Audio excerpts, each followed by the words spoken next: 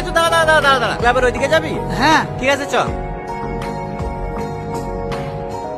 এই কি দেখছিস?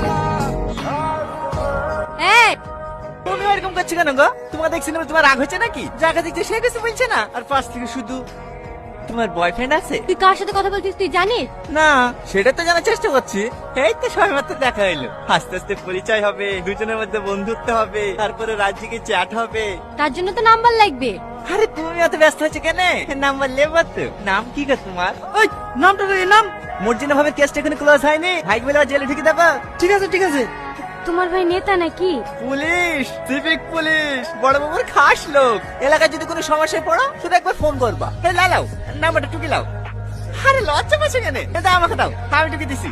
এবার কিন্তু বেশি বেশি হয়ে যাচ্ছে। তুমি অত ক্যাটকেট করছো কেন গো? তোমাকে নাম্বার দিয়েছিলাম, তোমার হিংসা হয়েছে নাকি?